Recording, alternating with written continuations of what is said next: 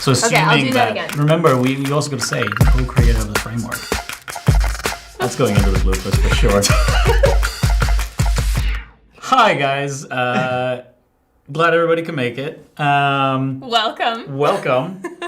My name is Nakul Kadaba, and this is the first episode of the Inbound Reporting Podcast. Which is so exciting. I'm like so ready to have this content just like out there and people engaging with it. I'm ready too, man.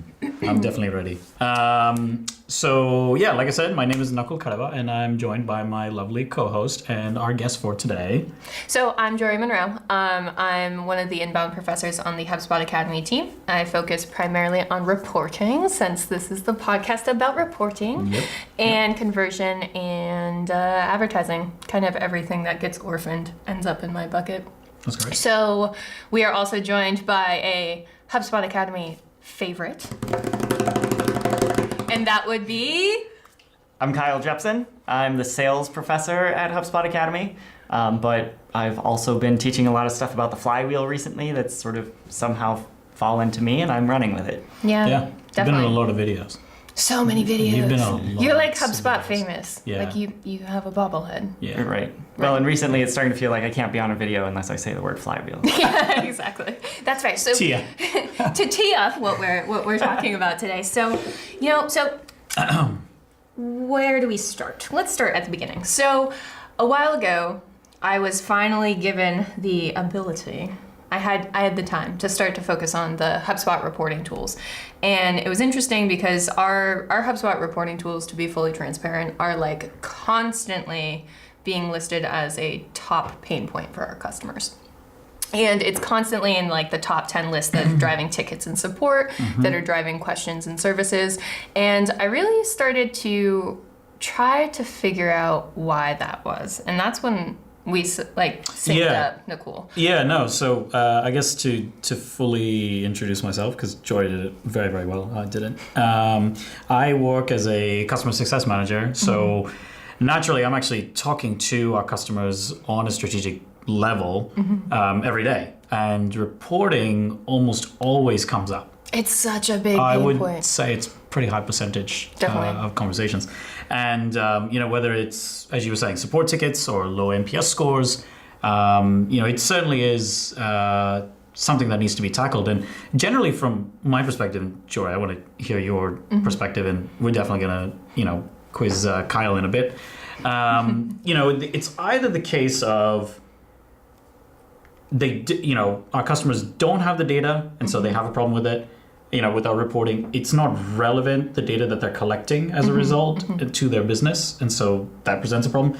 Or they just don't know how to use the tools. Or it's a combination of the all three, which is when it becomes a beast. Yeah. But I think that's a really good point. So we kind of set out to figure out like what is it about the tools that are causing like this consistent source of pain for our customers, really, and if we could try to solve for that with a lot of the HubSpot Academy education. And what we found was really that it was those three sources. It was that the data wasn't there, they weren't tracking the right data, or by the time they got to the reporting tools, they kind of realized that they didn't have either the skills or the data they needed to report effectively. And so interestingly enough, we flipped it on its head, and we're like, all right, so there's a cohort of HubSpot users that aren't successful with the tools. What makes someone very successful with the tools?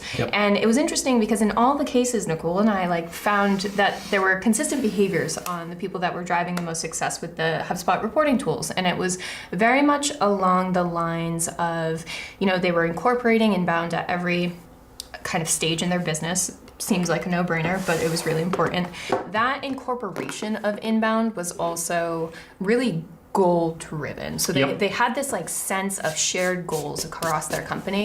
Then there was the fact that, their data, not only did they know where their data was, but they were managing it kind of effectively, whether completely in HubSpot or by and large in HubSpot, because there are certain things with integrations that get a little complicated. They were really starting to manage their data in one centralized location so that by the time they got to reporting, they were able to kind of visualize effectively, but also ask questions that their data set in HubSpot could effectively answer.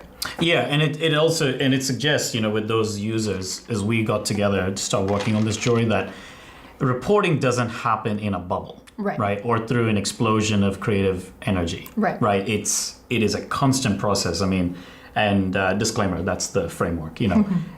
You're mapping your flywheel, right? You're implementing inbound at every layer of your business. You're defining your goals. You're managing your data, and then you're visualizing your data. Those are the 4 steps of the framework. But more importantly, it is a constant process. It's not a one-day workshop where after you come out of it, you're ready to go. Totally. It happens over time. Yeah, and so much has to go right for you to get to your report and have it be the exact kind of data and report that you need to answer your question. And so that's kind of what we're going to spend this kind of mini series podcast thing kind of unpacking, is these types of behaviors that you can kind of take up and implement to ensure that you're reporting effectively. Because what I've found, just especially with talking to customers, is that, if you ask a majority of them, like, what is your reporting strategy? They don't have one, and I think that's something that's the cricket song. crickets, yeah, exactly. No. Yeah, right. But it's like they don't have But it's one true. because, essentially, like, people are thinking about reporting as something that is entirely reactive. Yep. And that's it should not be proactive. Exactly. It should be more proactive. There's a process there, and so we're going to spend this kind of series unpacking the different behaviors that we've found that have identified users to be successful, and really hope people can kind of implement them just be effective reporters. Yeah, pretty much. Yeah, I mean, like, we hope that the framework will make things easier for our customers to basically understand how to do kind of business intelligence and reporting within HubSpot, or with HubSpot. In terms of how many episodes, we're probably hoping that with 4 stages to concentrate 2 episodes per stage, so 8 episodes. We will be reaching out and having some assets for our customers to use. Send back to us. We also have an email that we're gonna talk about at the end of the episode. Absolutely. So that if people want to actually take the assets, use them, and get some active feedback from us, we're here for that as well. Email us. I mean, we'll send in a response back and give them some information of what they're doing right, maybe what they need to tweak if they need to tweak anything. Absolutely. But hopefully, what we can do is just provide a perspective and kind of guide people in the right direction from our unique perspectives of client-facing, and then from your perspective also curating and creating instructional design and educational content. So again, just to review, what we found for reporters to be successful in HubSpot is, again, mapping your flywheel, implementing inbound at every stage of your business, defining your goals, ensuring that your team has a shared sense of purpose, managing your data in HubSpot, whether that's integrations or native to HubSpot, or both, and then visualizing your data, really unpacking like how's the nitty gritty of reporting work, and I think that's usually what people associate with reporting. But often it's just a piece of the puzzle. So let's dive in. So we're going to start, of course, where you should start, the beginning. We're going to start with this flywheel bit. We're going to start with implementing inbound at every stage of your business. So that is why Kyle is here. Because we're going to talk about the elephant in the room, right? Like, we're going to talk about the F word. And that is... people are freaking out about this concept of flywheel. And it's so interesting, right, Kyle? Because this is something we've worked closely on, especially like in the inbound cert, right?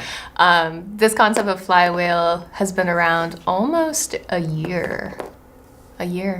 Wow. Since inbound last year with the fancy Brian Halligan flywheel. So it is pretty fancy. It is okay. There's a story there. First, we're gonna. I kind of egging you on to be like, let's talk about it. Yeah. Okay. Before we get into like fancy stage props, because I think that's also something we want to unpack right now. Let's just throw it over to Kyle. Yeah. Kyle, what is the flywheel? The flywheel is a new way of conceptualizing your business, of measuring the success of any aspect of your business.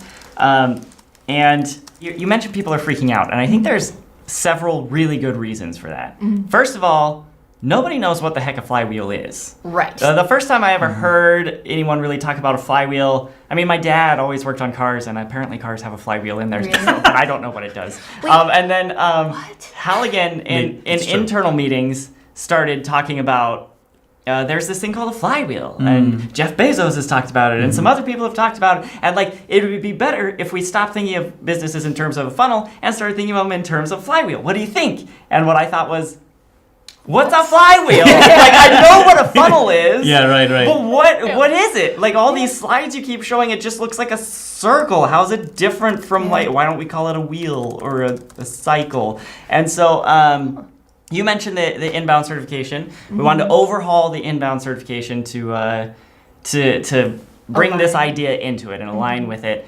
Jorie was in that project, I was in that project, a few others, but the task of creating a lesson on explaining what the flywheel is fell to the guy who didn't know what a flywheel was, and I started doing all sorts of research on flywheels. I remember that meeting. And it turned... We were like, no one wants to do it, Kyle will do it. Well, I just, like... I really felt very strongly the idea will never take hold unless people know what a flywheel is. Absolutely. And so I started researching it myself, and I started learning flywheels are pretty cool, and they can actually be a lot of different things. The definition we always give is that it's a machine that stores rotational energy, and I think that actually conjures the wrong image in the mind. Okay. I was at the Museum of Science here in Boston just a couple days ago. I'm thinking of a turbine. They have a and they have a real flywheel there, and it's this enormous cylinder that probably weighs a ton or two, and is just turning very slowly. It looks nothing like the images we put on it. But if you know those little cars that instead of you back them up and there's a rubber band and they go off, but they're the kind that you can go like zip, zip, zip, zip, zip. That's a flywheel. And the way that works is on the axle inside. Did a lot of internet research on flywheels. I was about to say, this is like mini physics. Yeah, this is great. On one of the axles in the car, usually the back one, you have the tiny little metal axle and the tiny little plastic wheels, and then you just take a thick, heavy, round metal thing and put it on the axle. Okay. Kind of like just a really thick, heavy ring that proportionately to the rest of the car weighs a lot. It's still pretty small, but it's like some heavy metal. And so as you turn it, you are rolling the car and pushing it and making those wheels turn. But that heavy wheel in the middle, Newton tells us, things that are in motion want to stay in motion. And the more weight you get, the more inertia you have. And so like the heavy wheel inside is spinning fast enough that it can just keep propelling the car forward. That's also a flywheel. And so flywheels, like, they look a lot of different ways. They behave a lot but this basic concept is that you get something that's heavy and you start it spinning, and if you have it on like ball bearings or something, it'll keep spinning for a really long time. Right. I always imagined, the things you get at fairs where you like blow on them and they spin? A fan? A pinwheel, yeah. They sort of look like fans. I always was just like, that's a flywheel. I guess that's not even remotely close to a flywheel. But and apparently we learned that two things. One, we were able to check off the box that Isaac Newton could be mentioned on our podcast. There you go. Done. Great. And two, Success. Kyle is a physics teacher. So, okay, true story. Who I actually knew? never took a physics class. You really? So it's like, this feels like weird karmic justice for me. Yeah, there you go. I wasn't into physics. I liked math, but I didn't. Physics just never spoke to me. And then once I took calculus, I was like, nope, we're done with this. We're done. So but anyway. So we're thinking, right, that traditionally it is a machine that is storing rotational energy. The concept of the car is a good example. And that's the important part. And that's why I think the flywheel is actually a better metaphor than like a wheel or a cycle. Okay. Because if you have something that's a flywheel and you start it spinning, it will keep spinning. Yep. Okay. Right? Yep. Whereas if you just have a normal, like a little Matchbox or Hot Wheels car and you try to spin the wheels, they'll spin like a few rotations and then be done. Right. Whereas if you have a flywheel, you start it going and it will just keep going. And that's the difference we're really trying to get to. When you think about a traditional funnel, especially in the context of a reporting podcast, I don't want to cast any aspersions on the idea of a funnel generally, because with any conversion process, any sales process, you're going to have this stair step, where you have a lot of people here and fewer people here and fewer people, and it's shaped like a funnel. And so it makes sense to call it a funnel, right? It's the best way to visualize that. Yeah, and in moving to the flywheel, we don't mean to say that's ineffective or a bad way of measuring things. We don't mean to deny the fact that that's a reality that's always going to exist. The big thing funnels miss, and if you think about a real funnel in the natural world, if you're pouring oil into your car, stick with the car analogy. Yeah, exactly. Yeah. Then what you're doing is you're taking this big stream of fluid, and you're narrowing it down to a little stream so you don't spill it everywhere, right? But the thing is, like, once you stop pouring, once your oil can is empty or your car is full Capitalism or hits. whatever, the funnel just stops, right? Like you might get a couple drips coming out, but there's no sense that you've built up anything that can sustain itself at all. Right. And hopefully in your business, that's not the case, right? Like, Yeah. And I think- hopefully if your entire company just went on vacation Yeah. for a month, you're Hopefully things will still keep running. for a little bit at Yeah, least, right? hopefully. Depending on the business, Yeah, like yeah. it'll vary Yeah. a lot depending on how high touch you are and things, Right. but there's still going to be something there. It's not like your business will just cease to exist. Yep. If you all Right. come back from vacation after a long weekend, you can probably pick up where you left off and not start from scratch. Yeah. And I Whereas think- this idea of a funnel is the funnel would be empty, you would have no customers, you would have nothing, and you would have to start all over. Oof. And that's such an important point too, because something that you keep kind of bringing up is like, this is a business model. Like, Yeah. This is a high level kind of way to think about your business and its relationship with its customers versus like something that is very much more aligned with like internal processes. And this is a question I get all the time because reporting funnels are so core when thinking about data Yep. management that I think it's important that you differentiate the two from the get-go. You know, the flywheel is something that is how you're going to continue to sustain an inbound business over time versus the function of a funnel at the end of the day is looking at like conversion data Yep. and looking Yeah. at kind of like how well you're encouraging users to take particular actions, which they can work in tandem, but a funnel isn't an effective way to think about your business anymore. And for sure. And to give a concrete example of that from my own world, which is sales, every company that has a multi-stage sales process is still going to have a funnel shape. There can be step down from, but the real problem is that if you look at that funnel and you think that's the whole story, Right.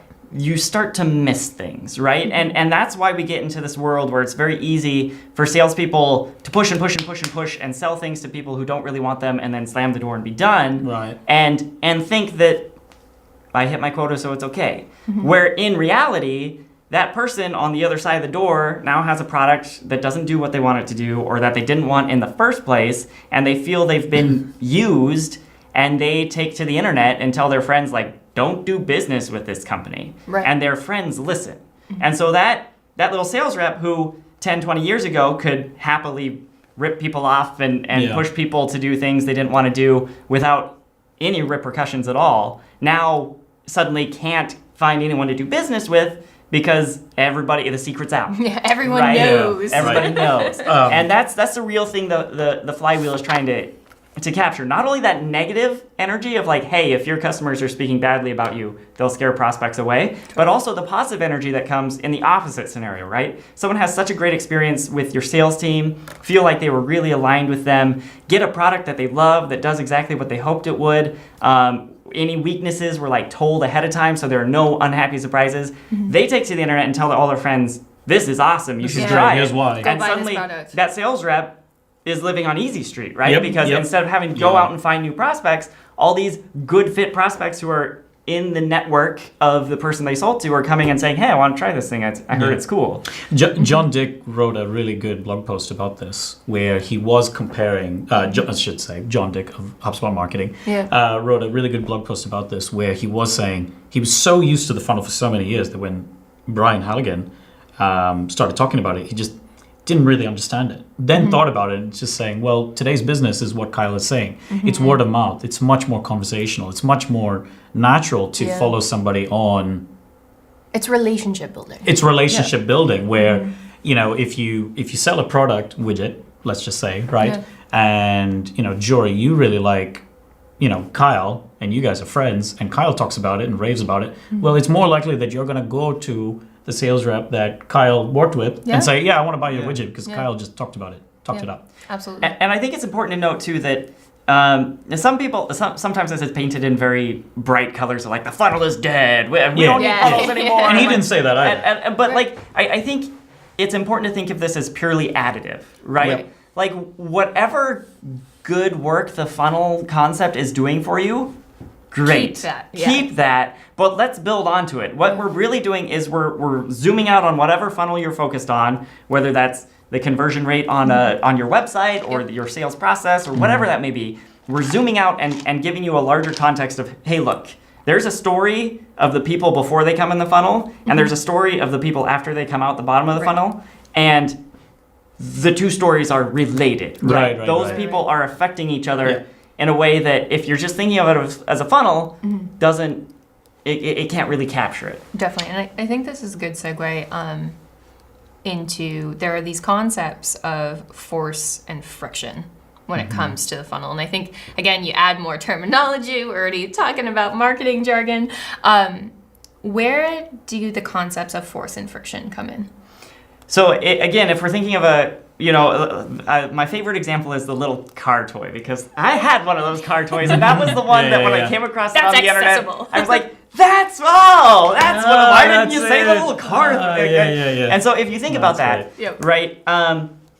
If you want to make that car go faster, or you want to make it go farther, there are two real ways you can do that. One is adding more force, which just means make it go faster. Zip it more times, faster, harder, whatever. That's going to make it go. The other is removing friction. So if you could go into that car and give it ball bearings, oil the gears a little bit, whatever, tinker, then it will go farther and faster. I have less obstacles. Right. Yeah. So basically, in the one way, you're giving it more energy and speed in the first place, and from the other angle, you're making that energy and speed last longer. You're increasing your efficiency. So that makes sense to me. Like the car analogy was always something I thought of when I was thinking about the flywheel. Alignment. Yeah, I feel aligned. But let's talk about it in a context of an actual business, because we have, for example, some manufacturing customers, I'm sure, but not all of our customers are in the manufacturing industry. Some are in SaaS, some are in construction, some are in hospitality, some are in, I can name a million examples, but you get my point. Some are in, give us an example of like where you could see and point out, yep, this is this person's flywheel, or here's the forces, or some examples of a force. Forces versus friction. Yeah, just to keep it general, before we hop into any sort of specifics, I think the easiest way to think of force is the investments you make in your business, not just like financial. Certainly, if you allocate all your budget to sales, then like your customer service might not be awesome, right? Your marketing and website experience might be bad. But your sales team will probably do great. And if you look at that and you realize, wait, maybe we reallocate some of this money somewhere else, we rebudget, that's one way to spread force around. But your money is a fairly fixed, like you really only get to add budget over here by taking it away from over here. Not all of us have $10 million. Right, exactly. And so I think it's important to think of investment in a broader sense, right? Who are the employees that you are most invested in training? Who are the employees that you're trying to take care of them in such a way that they stick around a long time, right? That's also a force, because your happiest employees are going to be your best employees, are going to give the best experience to your customers. And so if all of the perks are going to the people in your C-suite, for a lousy example, that's not going to be as good for your customers as if you have really happy frontline employees who are just eager to answer questions, help people succeed. Because, and again, just to kind of tie what Kyle was saying, remember, this is not just thinking about the traditional funnel model, which was here's the marketing funnel, getting leads to be qualified. Here's the traditional sales model to get people to close as customers, but also, okay, what after whatever they become customers, right? Yeah. Hence that circular motion. Right. Just saying, yep, I want those happy customers, hopefully happy, to talk about us more in a positive light that will spin that wheel further, i.e. force, to encourage more and more people to come around, right? Definitely. To talk about us. And so that's the force piece. The friction piece is really, there are a couple different ways you can think about it. The one I think makes the most sense and is the most applicable across industries is looking at your internal processes, right? If I'm on the support team and Jorie calls in with a problem, I want to help you solve this problem, but I've got to get permission from my manager and get a form signed in triplicate. Like, I'm just going to tell you, sorry, I can't help you, right? Mm-hmm. It's not going to be worth the energy for me. And like, that's probably a ridiculous example, but not actually really. totally ridiculous, Yeah. right? Yeah. And so like, Yeah, you right. want to make it as easy as possible for your especially your frontline, your customer facing employees, to make things easy on your customers. Right. Whether that's, reducing the amount of process in the first, we don't need triplicate forms, right? Yeah, right. Or whatever, Yeah. or you can do that afterward, or giving them tools, whether that's technology or whatever it may be, to help them do their jobs better, to find the customer information they need, to make whatever changes. Just empowering those sorts of people is great. And then, I mean, don't forget your back office, right? Right. You don't want, the number of interactions your customers have directly with your accounting team are probably very few, but those can make or break your relationship with Yep. them, right? Like if they get to the accounting team and the accounting team doesn't care about them at all, and Absolutely. like there are all these fees for no apparent reason, that's friction too.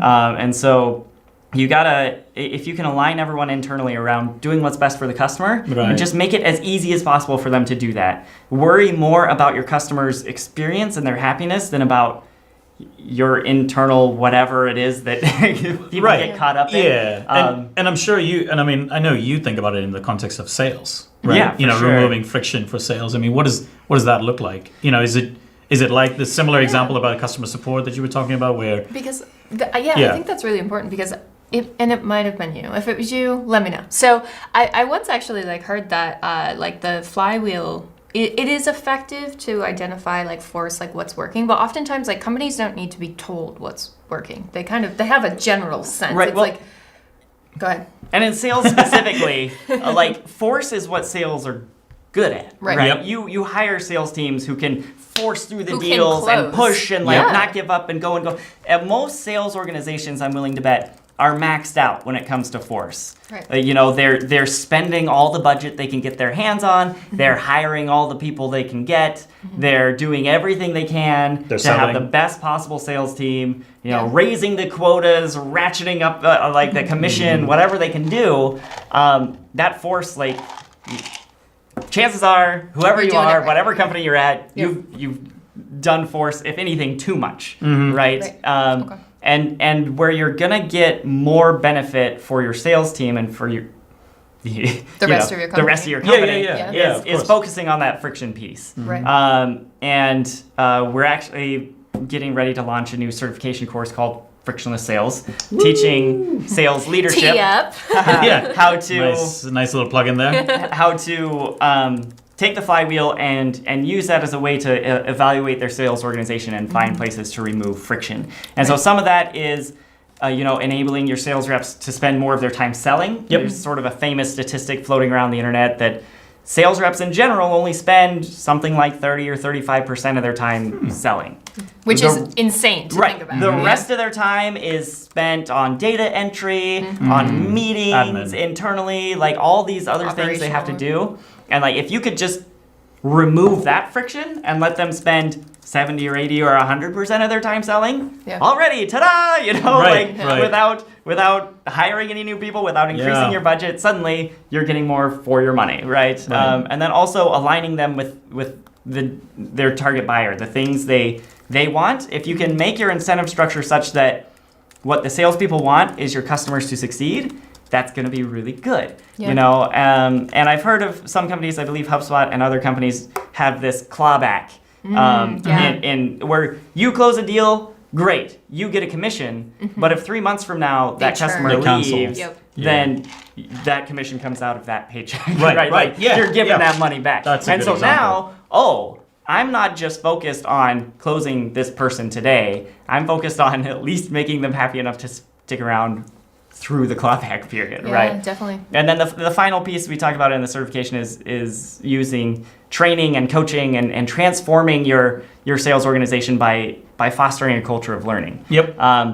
which is important because sales reps so often are heads down, working, and again, 65% of that working is doing stuff that doesn't really matter. So they're sweating and like trying to work even harder, trying to make it, and being able to take time to evaluate how you're doing, look at some reports, see where you can improve.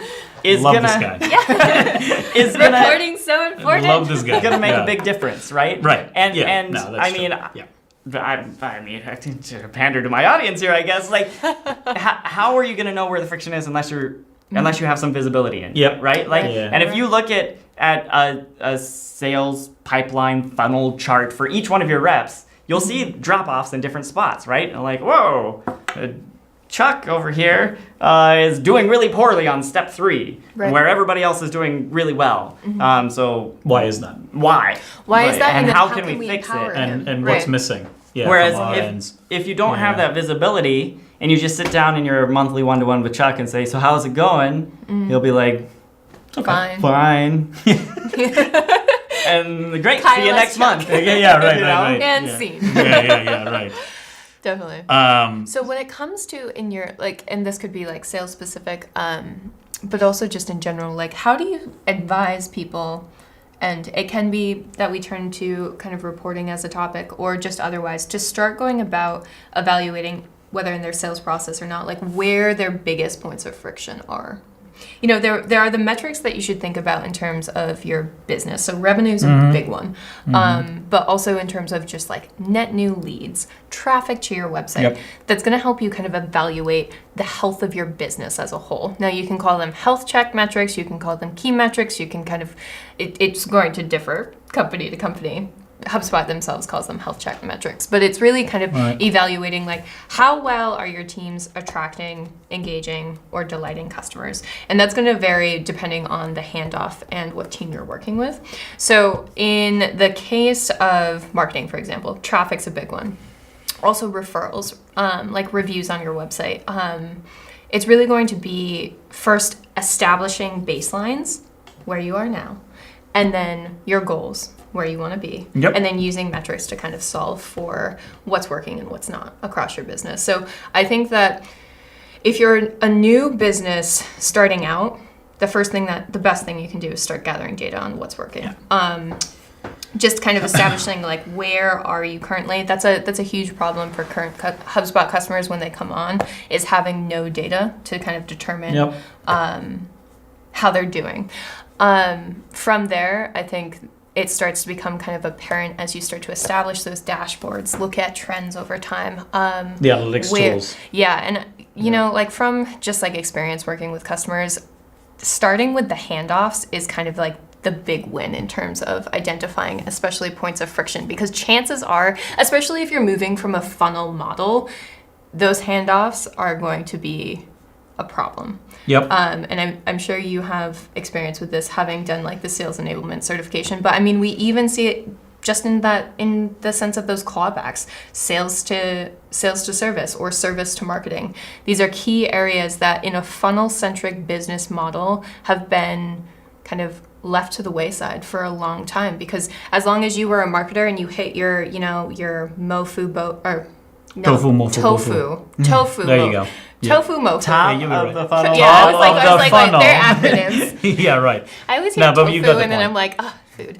But as long as you hit those metrics and you kind of like hit those conversion rates, you were fine. And it was just like whatever. And then as long as you like the next team then hit their conversion rate based on like industry standards, whatever that means, you were fine. And then it was kind of this ether of gray area. Well, and I think it's important to realize, and I never thought of putting it quite this way before, but based on what you just said, like whatever team you're on, whatever it is you're doing, the bottom of your funnel is the top of someone else's. Exactly. Right? And if you're not paying attention to that fact, whoever's downstream from you, and since it's a circle, that'll be you eventually, is really going to suffer. Definitely. And I think, so those handoffs, I don't have a really good name for them. I just call them handoffs.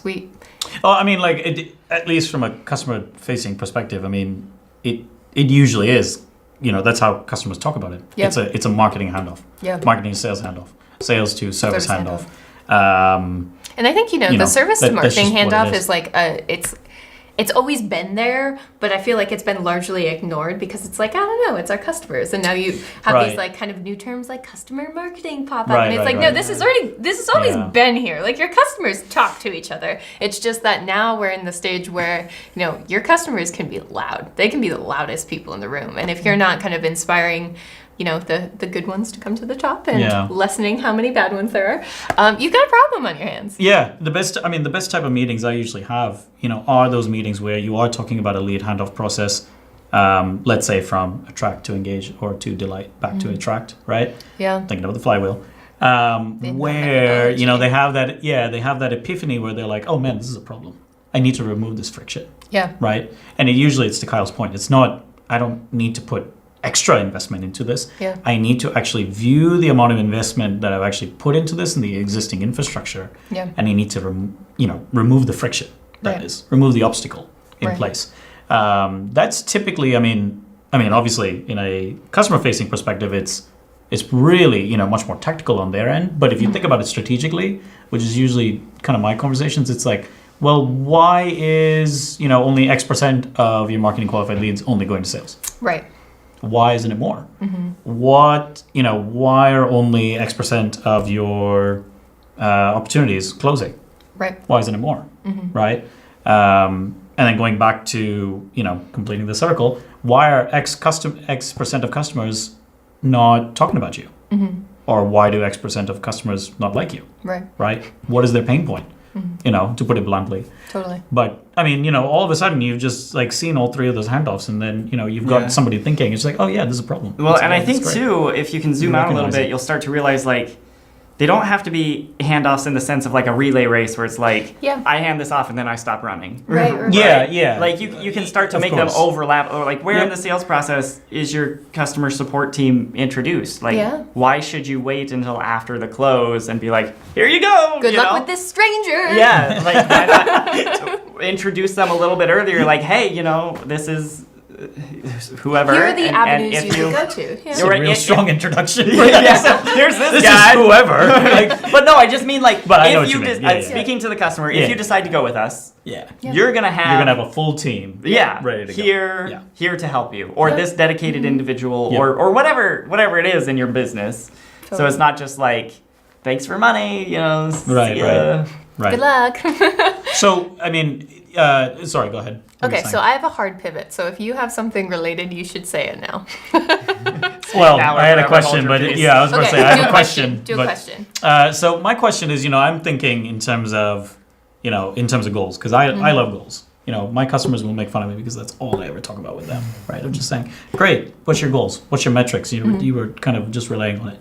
So talking about this flywheel is just saying, great, I've understood the things that are making my business, you know, turn faster and faster, and I've also understood the things that are helping my business not have as many obstacles. That's a really poor way of saying forces and friction, right? In a long-winded manner. That's why we got these neat terms.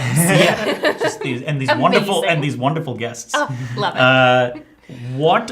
How would you translate a flywheel or someone's business model into, say, great, it looks like this is your business goal. It looks like this is an identifiable metric that we need to start measuring. Well, hopefully, as going back to this idea again of the flywheel is the zoomed out version of all of your funnels connected together. Hopefully you can start to see where these handoffs aren't working. Right. You know, whereas,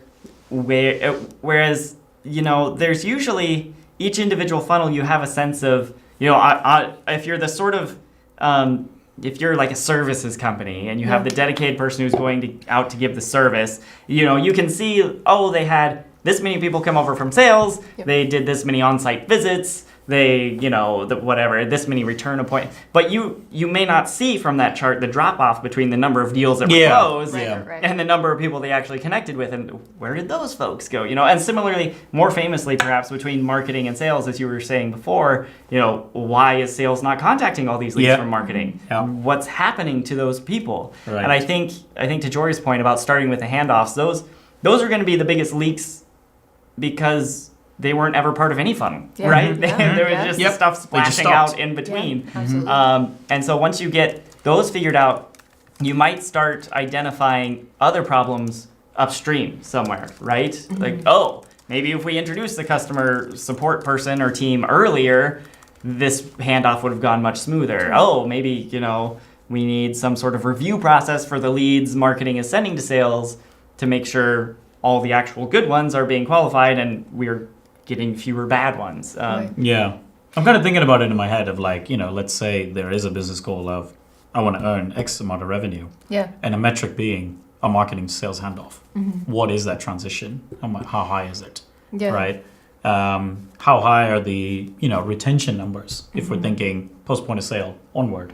Right? Yeah. And if you can have reporting at every step and the big overview, then you can start connecting things together. We wiggled this thing way up in the marketing process and we wiggled this other thing way down in the services process and we made a couple of adjustments in sales and we can see all these things together are having this outsized influence. Yeah. All of a sudden it's all connected. Right. Right. People are able to start talking to each other. Whereas if the sales team is running their own experiments and the marketing team is doing their thing and nobody knows what anyone else is doing. Then everybody's just doing random stuff. Sales might say, look, we cracked it. We had so many more. And marketing is like, no, actually that was us. Yeah. And so actually, we need the budget. It would be really nice if we could hire a second marketer. Yeah, exactly. Yeah, right. Totally. And I think it's important to keep in mind as you're thinking about where the leaks are and what's going wrong and what are we experimenting on, that it is going to be largely dependent on what your company is. The exact metric and the exact business goal is highly dependent, and that can be kind of frustrating at first because it's tempting to be what's the industry standard, or what's the metric that everyone and my competitor is looking at. Yeah, and I think sort of going out on a limb here. Yeah. If you ever go look at any HubSpot stuff about the flywheel, you're going to see the stages you just mentioned: attract, engage, delight. Yeah. But I think the right thing for individual companies to do is to take that as their starting point and say okay, how do we attract people? How do we engage with them? How do we convert them? And then start to realize you know what, I think we actually have a fourth stage here, and I think maybe these two, the division is over here, and we can measure these things.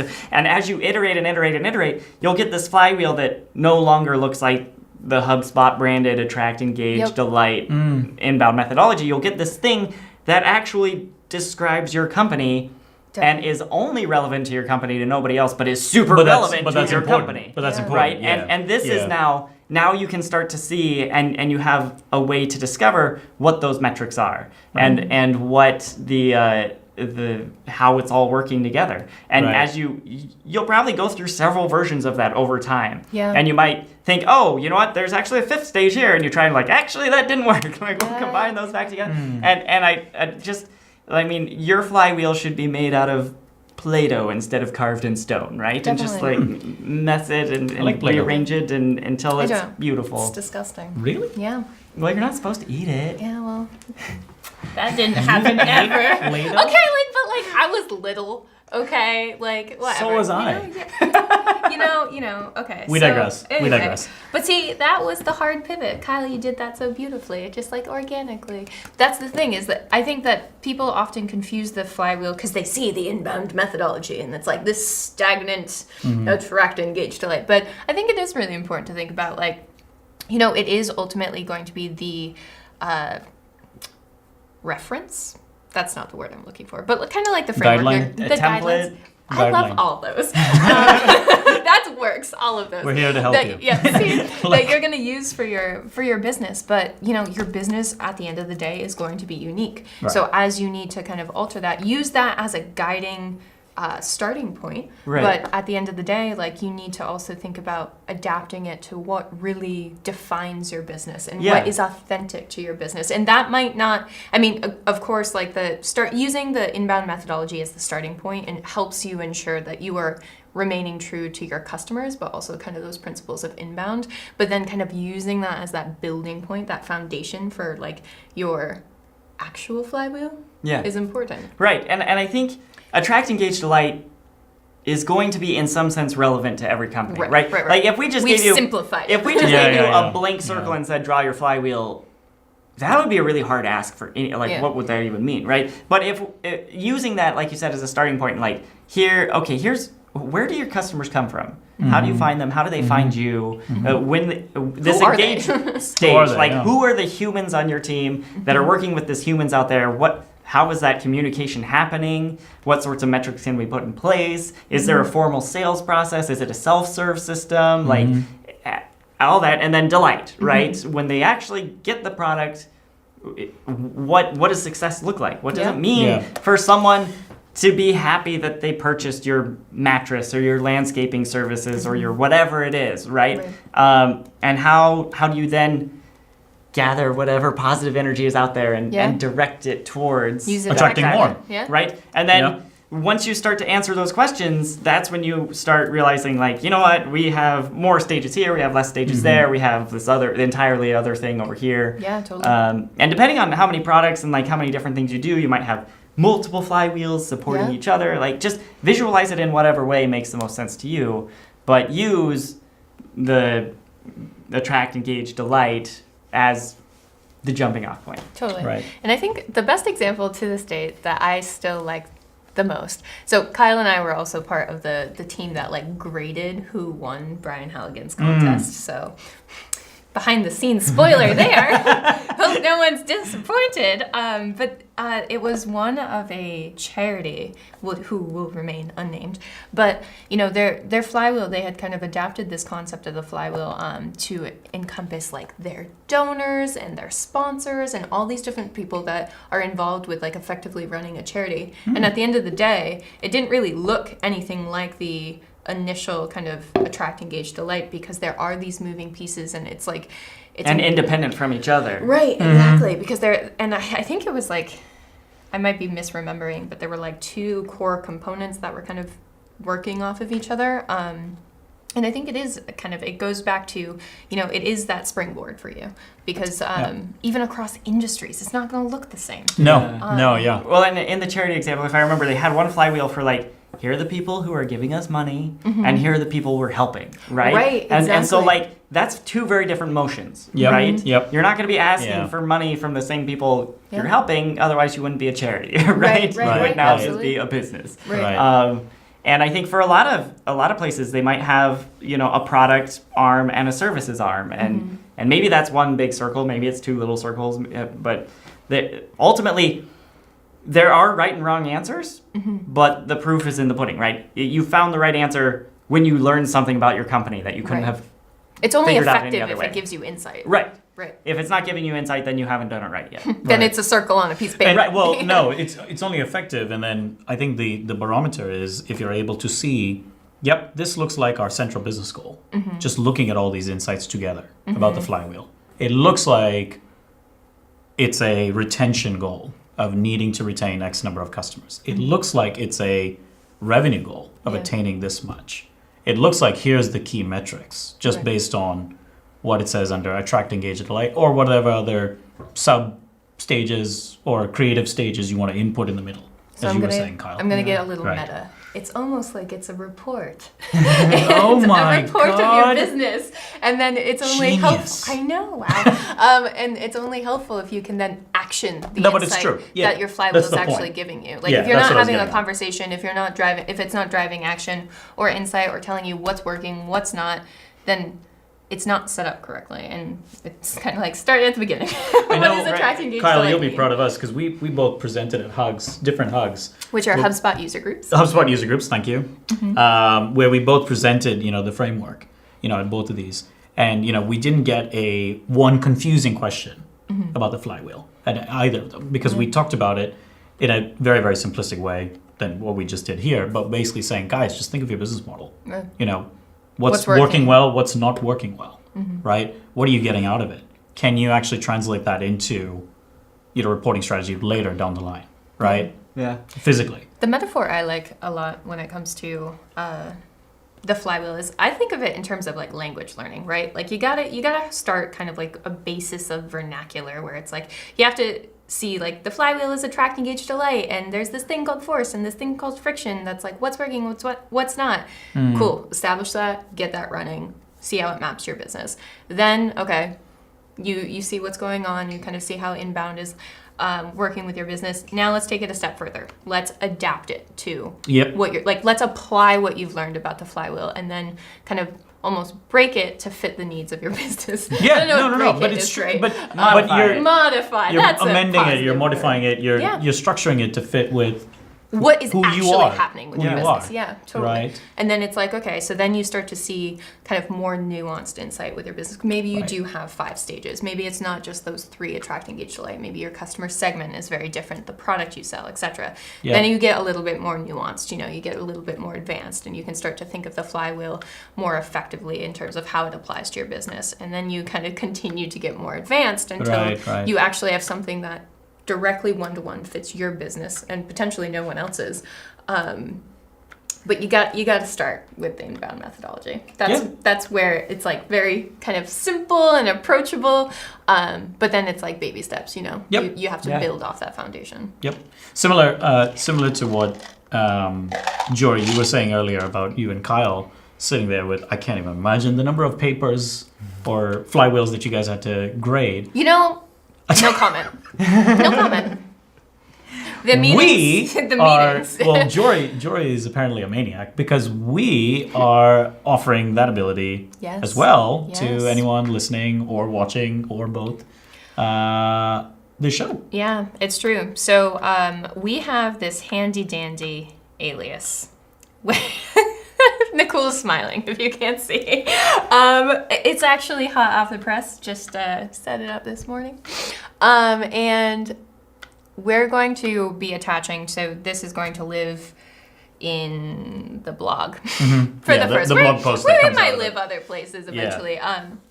But there's going to be a worksheet at the bottom where you can start to kind of map your flywheel, and we will look at it for you, Yeah. actually. We'll give you feedback. We'll give you what you're doing right, what you may need to tweak. Yeah, or just kind of initial thoughts when looking at your flywheel. So there's going to be a downloadable asset. And if you want to email that to inboundreporting@hubspot.com, we will take a look at your flywheel and we will email you back comments. Yeah. We'll consult with you. We'll Yeah, look for at sure. it. Yeah, Yeah, for sure. See Yeah. what's working, what's not. Because I think, because again, like, and I'm sure again, you guys have mentioned it. I'm sure mentioned it. It's a lot of it is, a lot of unwillingness to look at the flywheel from a customer's perspective is just not understanding it fully. Totally. Or not able to understand it fully. So hopefully this kind of word rant or data dump is a good way to kind of simplifying it a little easier. Yep. Past just the metaphors, which actually did help a lot for myself. I like the car. Yeah, it really does. It really does help you understand it a little better. So hopefully you can get a lot more people, our customers and viewers, to say, yeah, you know what, let me just take a stab at it. Yeah, totally. And just see what I know, at least. And I think like another good asset, as Kyle has mentioned, is that, we do have an entire lesson in the Learning Center that is just like purely focused to this concept of flywheel and kind of making it applicable. There may or may not be more content coming soon. I don't know. I can't say officially on the record, but there may be. So Kyle, do you have any other final remarks about the flywheel? You excited to see the flywheel spin round? I am excited. I mean, I feel good. I'm done. Kyle, just tell the story. Okay, so I was tasked with making a lesson about what a flywheel is. And as I'm researching it, I'm getting a sense of what a flywheel is, but what I really want is a prop that I can use on camera to say, this is it. Is a flywheel. Yeah. And I looked and could not find anything on Amazon that would do the job. I couldn't find anything anywhere that would do the job. Amazing. And I was talking to one of the folks on our video team for HubSpot Academy, and he said, what you need is like a game wheel. You can just spin. Wheel of Fortune. Yeah. Yep. And in my mind, I was like, I have this vague remembering that HubSpot Academy had a game wheel at Inbound that we got in trouble for one year because it made so much noise. Did. Yeah, it was loud. And I wonder if that's still around somewhere. So I talked to Chris LaDolce, who's one of the founding members of Academy. The flywheel, like this is HubSpot Academy lore. This is before I was on the team. Yeah, me too. And I asked him, true story? Is that still around? He's like, oh yeah, it's in the basement. And so I found someone who would take me down to the basement. I don't have access to that normally, but we went down there, we found it, we set it up, and then we had this game show wheel that was like, I don't know, 5 feet wide or something. It's you, like, did, it's like, big. this It's a construction big thing. paper? Yeah, and I took the little brrr, so it'd spin quietly, and it's like super rickety plastic. It's like hilarious. I would spin it and it would like wobble. But I was like, this is gonna work. but it works. It works. And so I took our graphic and I got it printed at Staples on a huge size, and I got one of those trifold cardboard things you use for science fair projects, and I cut it into a circle, and I got some glue, and I did this arts and crafts project on the floor of the office. DIY flywheel edition. And then I had it. And we made this this lesson that we've talked about funnel and flywheel, and it's on screen for like maybe 5 seconds. Yeah. And it totally belies the week of work I put into this thing, but I'm just like, a flywheel goes like this. Yep. And like, please don't notice that it's wobbly all over the place. You but can't notice. You don't notice. I got it all together, and I took a video of it and sent it to our CEO, Brian Halligan, who was then working on his inbound keynote and had, sort of like spinning graphics on PowerPoint slides. Yeah. But I just sent him an email, and the subject line was like, so I heard you like flywheels, and then just dropped the video in there of me spinning it. I'm like, it spins. Yeah, right. And then suddenly I'm in meetings with the CEO and the people who are helping him write his speech. And they're like, can we use it on stage? And he did a dry run with it. And every time he spun it, it like almost fell over. And the team in charge of inbound was like, okay, we like the concept, but like it's too small for one thing, and it's too fragile. And so it will fall over. I was tasked with like, can you make a better one? And I was like, well, no, this is the best I can do. Pretty much it. I found a company online that makes custom game wheels, and we got this like really 6 or 7 foot steel like wheel. It weighed like 150 pounds, and that's what Halligan had on stage, and he was spinning it, and like people afterwards were taking selfies with it. They loved it, and it's now been chopped off its stand and mounted on the main lobby of the HubSpot offices. Right. Yeah. So if you come in, you'll see that flywheel up on the wall. That's right mounted in the like front a trophy. area, near the front desk, and it's funny to me. Whoever mounted it decided it needed the brrr, so they added a really noise, and like if you spin it, the sound ricochets through the whole lobby area. It's very loud, but it's fun. It's a great photo op if you're ever in Cambridge.